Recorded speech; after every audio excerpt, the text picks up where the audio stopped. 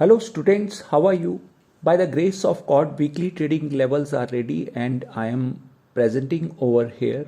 अगर आप चाहते हैं कि इसमें एक दो स्टॉक्स कोई मैं और ऐड करूं तो आप कमेंट बॉक्स में लिख सकते हैं. I will do the needful by tomorrow evening before the markets open. इस समय सब एसेट्स अलग अलग सिग्नल्स दे रही हैं.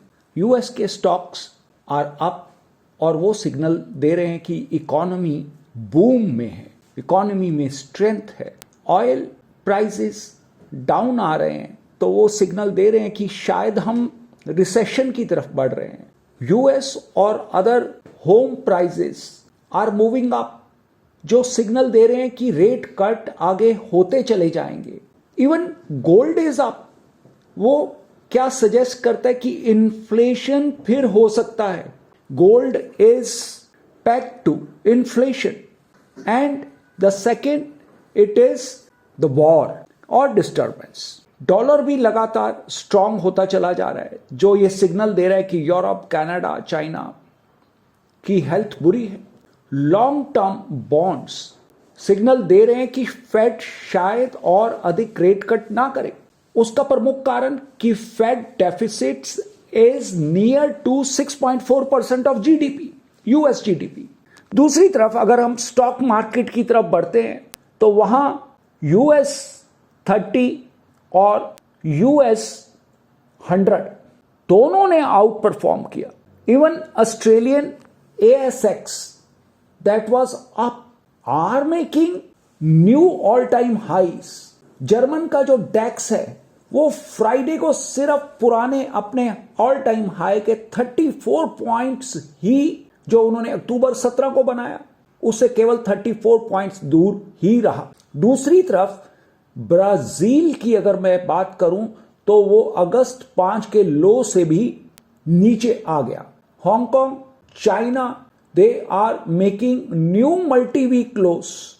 जिस तरह से यूएस 30, यूएस 100 ने नए हाई बनाए, नेस्डेक नया हाई बनाने से दूर रह गया. So we can see a lot many diversions within the market, within the assets, जो हमें अलग अलग सिग्नल्स दे रहे हैं. ब्राजील ने ही लो नहीं बनाया. इंडिया का निफ्टी भी अपने लोएस्ट मार्क ऑफ जून से लोएस्ट मार्क के पास पहुंच चुका है. इवन अगर मैं बिटकॉइन की बात करूं तो वो 1 लाख का मार्क पार करने में सफल नहीं हो पाया इस लास्ट वीक में भी. लेकिन दूसरी तरफ Ethereum reach to its highest level since 10th of June.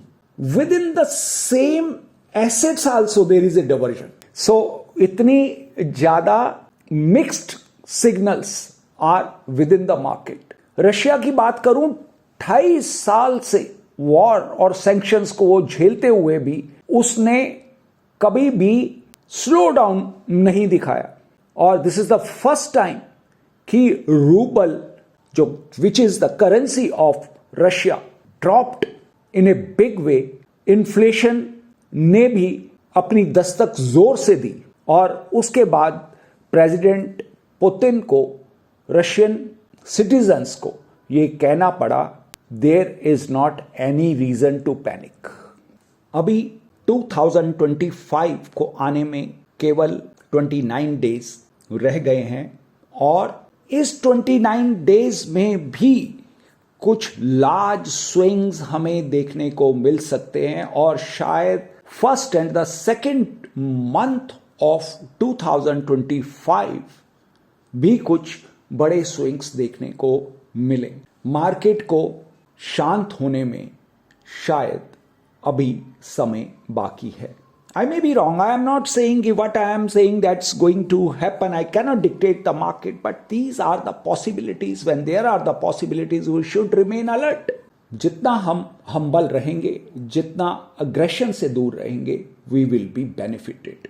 With these words, lots of love, blessings, happy trading and happy investing to all my students.